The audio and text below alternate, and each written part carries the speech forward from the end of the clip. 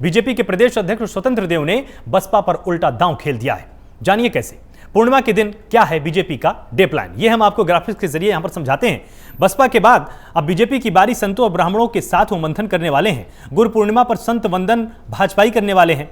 आपको बताएं कि संतों और ब्राह्मणों से मंथन किया जाएगा। गुरु पूर्णिमा के पावन पर्व पर साधु और गुरुजनों से बातचीत की जाएगी। सभी प्रमुख कार्यकर्ताओं को अभियान में जुटने के निर्देश दिए गए हैं और कार्यकर्ता मंदिर मठों में पहुंचकर साधु संतों का आशीर्वाद लेंगे। साधु संतों और गुरुजनों को सम्मानित करने उनके द्वार तक बीजेपी के तमाम कार्यकर्ता पहुंचने वाले हैं। तो ये बड़ा रोडमैप यहां पर बीजेपी ने तैयार किया है। जिस तरह से बसपा ने अपना प्लान पूरा साफ कर दिया कि 2022 की धुरी ब्राह्मण बनने वाले हैं। जो समीकरण 2007 में कभी बसपा के साथ बने थे, उसी समीकरण को दोहराने की पूरी कोशिश मायावती की है। उसी कड़ी में अब बीजेपी ने भी अपना डे प्लान तैयार कर लिया है। आपको बताएं कि कार्यकर्ता मंदिर मठों में पहुंचकर साधु संतों से आशीर्वाद लेंगे, उनको समझाएंगे कि उनके कार्यकाल में किस तरह से काम हुआ है।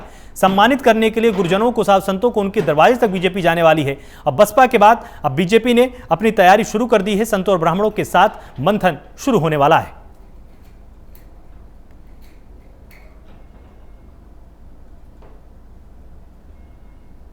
वहीं मुख्यमंत्री योगी आदित्यनाथ आज दोपहर गोरखपुर वासियों को एक बड़ा तोहफा दे चुके हैं। उन्होंने खाद कारखाना परिसर में 50 एकड़ में प्रस्तावित सैनिक स्कूल का शिलान्यास किया और इस दौरान उन्होंने कहा कि इस स्कूल की मदद से प्रदेश में शिक्षा, राष्ट्र की भक्ति, अनुशासन की ज्योति जलती रहेगी। शिलान्यास के समय सीएम योगी के साथ उप मुख्यमंत्री दिनेश शर्मा भी मौजूद रहे। गोरखपुर खाद कारखाना परिसर में बनने वाला सैनिक स्कूल प्रदेश का 5वां सैनिक स्कूल होगा। युवाओं को शिक्षा, देश की रक्षा के ध्येय से शुरू हो रहे इस शैक्षिक प्रकल्प में कक्षा 6 से 12 तक बालक बालिकाओं को आवासीय व्यवस्था के तहत शिक्षा प्रदान की जाएगी। इसमें छात्र छात्राओं के लिए अलग अलग कैंपस होंगे। गोरखपुर के सैनिक स्कूल का प्रशासनिक भवन प्राचीन भारतीय संस्कृति और परंपरा का दर्शन कराने वाला होगा। इतना ही नहीं, स्कूल की सभी इमारतें भी देशभक्ति का भाव जगाने वाली है। इसके लिए मैं विभागीय मंत्री, उप मुख्यमंत्री डॉक्टर दिनेश शर्मा जी को हृदय से धन्यवाद देते हुए आप सभी को हृदय से बधाई देता हूं कि सैनिक स्कूल प्राप्त होना अपने आप में एक बहुत बड़ी उपलब्धि है। हमारी जो पीढ़ी यहां पर पढ़ेगी वह अनुशासित पीढ़ी होगी। देश के अंदर विभिन्न क्षेत्रों में उसे जाने का अवसर प्राप्त होगा और सेना में भी उच्च पदों पर सेवा करने का एक अवसर उसे प्राप्त होगा। इसके लिए मैं आप सबको आने वाली पीढ़ी का अभिनंदन करते हुए हृदय से बधाई देता हूं। भाइयों बहनों, देश के अंदर सैनिक स्कूलों का अपना एक इतिहास है। देश का पहला सैनिक स्कूल 1960 में तत्कालीन मुख्यमंत्री डॉक्टर संपूर्णानंद जी ने लखनऊ में स्थापित किया था और लखनऊ में जो स्थापित हुआ था पहला सैनिक स्कूल आज देश के हर राज्य में एक होड़ लगी है सैनिक स्कूल स्थापित करने का। 2021-22 की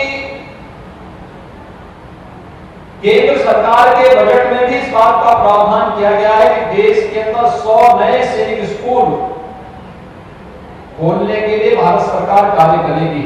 ये तो 100 नए सैनिक स्कूल राज्य सरकार के सहयोग से या पीपीपी बोर्ड में बनेंगे। ये भारत के युवाओं को योग्य आधुनिकतम शिक्षा के साथ साथ प्रशिक्षण देने और सैन्य गतिविधियों के साथ जोड़ने की एक अभिनव प्रयास होगा। मैं इसके लिए प्रधानमंत्री मोदी जी का हृदय से आभार व्यक्त करते हुए कि देश के नौजवानों के प्रति में सहायक होगा और उसकी श्रृंखला में उत्तर प्रदेश ने आज शुरुआत कर दी है। बाबा गोरक्षनाथ की इस धरती से इस सैनिक स्कूल के शिलान्यास के माध्यम से हर कमिश्नरी मुख्यालय में एक सैनिक स्कूल की स्थापना की कार्रवाई को आगे बढ़ा रहे हैं।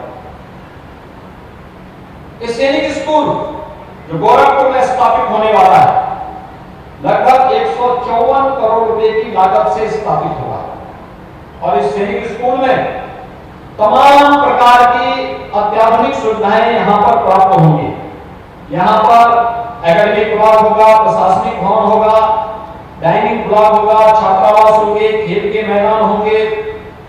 इसके अलावा यहां पर अत्याधुनिक प्रयोगशालाएं होंगी, हाईटेक कंप्यूटर लैब्स स्थापित की जाएंगी, बहुउद्देशीय हॉल होंगे, एडमिनिस्ट्रेटिव स्टाफ का आवासीय परिसर अलग से होगा। Basketball, volleyball, tennis court, football court, running track, घुड़सवारी, स्विमिंग, शूटिंग रेंज, अत्याधुनिक व्यायामशाला, इन सब से सुसज्जित होने के साथ साथ सोलर लाइटिंग सिस्टम के साथ इसको जोड़ने की कार्रवाई होगी और यह अपने आप में एक अद्भुत केंद्र बिंदु होगा पूर्वी उत्तर प्रदेश के नौजवानों के लिए, जहां पर उन्हें योग्यतम शिक्षा देने के लिए राज्य सरकार के स्तर पर एक नया प्रयास प्रारंभ होगा।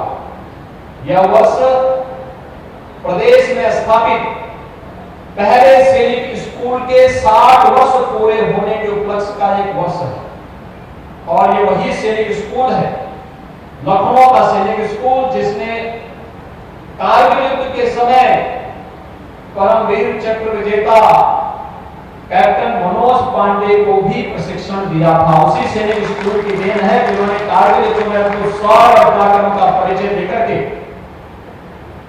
भारत की कारगिल में विजय दिलाने में महत्वपूर्ण भूमिका का निर्वहन किया था और उनके प्रति सम्मान व्यक्त करते हुए हमारी सरकार ने 2017 में लखनऊ के सैनिक स्कूल का नाम कैप्टन मनोज पांडे सैनिक स्कूल के रूप में रखा और आज मुझे प्रसन्नता है कि उसी श्रृंखला को हम एक नई कड़ी के साथ जोड़ते हुए गोरखपुर में इस नए सैनिक स्कूल की आधारशिला यहां पर deputy CM doctor Dinesh Sharma ji की उपस्थिति में, अपने सभी माननीय जनप्रतिनिधियों की उपस्थिति में, जनता जनार्दन की उपस्थिति में, कोविड महामारी के प्रोटोकॉल का पालन करते हुए आप सबकी उपस्थिति में इस कार्यक्रम को आज यहां पर हम लोग संपन्न कर रहे हैं।